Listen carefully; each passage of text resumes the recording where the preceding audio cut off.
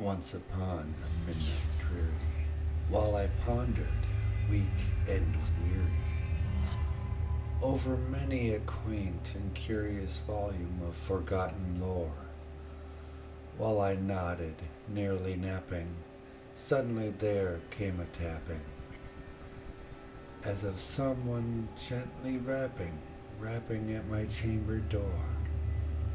"'Tis some visitor," I muttered, tapping at my chamber door.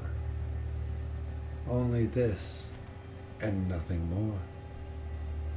Ah, distinctly I remembered it was in the bleak December, and each separate dying ember wrought its ghost upon the floor. Eagerly I wished for the morrow. Vainly I had sought to borrow from my books surcease of sorrow, sorrow for the lost Lenore, for the rare and radiant maiden whom the angels name Lenore, nameless here forevermore. And the silken, sad, uncertain rustling of each purple curtain thrilled me, filled me with fantastic terrors never felt before. So that now, to still the beating of my heart, I stood repeating, "'Tis some visitor, entreating entrance at my chamber door. Some late visitor entreating entrance at my chamber door. That is it, and nothing more." Presently my soul grew stronger, hesitating then no longer. "Sir," said I, "or madam, truly your forgiveness I implore.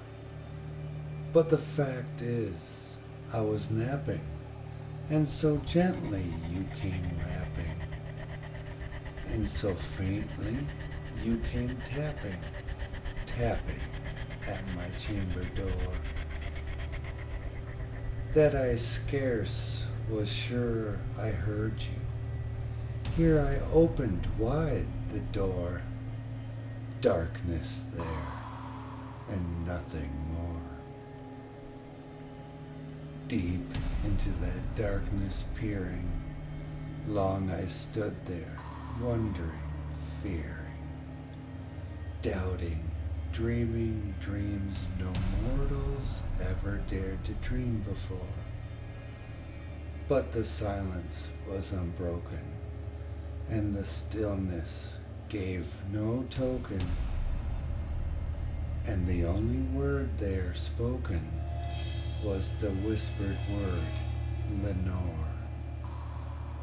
This I whispered, and an echo murmured back the word, Lenore. Merely this, and nothing more. Back into the chamber turning, all my soul within me burning. Soon again I had heard a tapping, somewhat louder than before. "Surely," said I, "surely that is something at my window lattice. Let me see then what thereat is, and this mystery implore. Let my heart be still a moment, and this mystery explore. 'Tis the wind, and nothing more." Open here I flung the shutter, when, with many a flirt and flutter, in there stepped a stately raven of the saintly days of yore. Not the least obeisance made he, Not a minute stopped or stayed he, but with mine of lord and lady perched above my chamber door, perched upon a bust of Pallas, just above my chamber door, perched and sat, and nothing more. Then this ebony bird, beguiling my sad fancy into smiling, by the grave and stern decorum of the countenance it wore, through thy crest be shorn and shaven, thou, I said, art sure no craven, ghastly grim and ancient raven, wandering from the nightly shore. Tell me what thy lordly name is on the night's Plutonian shore. Quoth the raven, nevermore. Much I marveled this ungainly fowl to hear discourse so plainly, though its answering little meaning, little relevancy bore. For we cannot help agreeing that no living human being ever yet was blessed with seeing bird above his chamber door, bird or beast upon the sculptured bust above his chamber door, with such a name as Nevermore. But the raven, sitting lonely on the placid bust, spoke only that one word, as if his soul in that one word he did outpour. Nothing furthered than he uttered, not a feather than he fluttered, till I scarcely more than uttered, other friends have flown before, on the morrow he will leave me, as my hopes have flown before. Then the bird said, nevermore. Startled at the stillness broken by reply so aptly spoken, doubtless, said I, what it utters is only stock and store, caught from some unhappy master, whom unmerciful disaster followed fast and followed faster, till his songs one burden bore, till the dirges of his hope that melancholy burden bore, of never, nevermore. But the raven, still beguiling all my fancy into smiling, straight I wheeled a cushioned seat in front of bird and bust and door.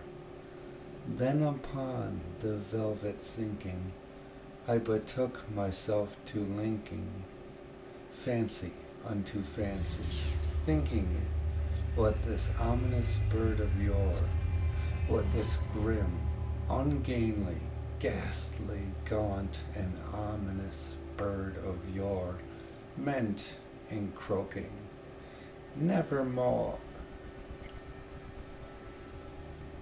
This I sat engaged in guessing, but no syllable expressing to the fowl whose fiery eyes now burned into my bosom's core. This and more I sat divining, with my head at ease reclining, on the cushion's velvet lining, that the lamplight gloated o'er, but whose velvet violet lining, with the lamplight glowing o'er, she shall press, nevermore.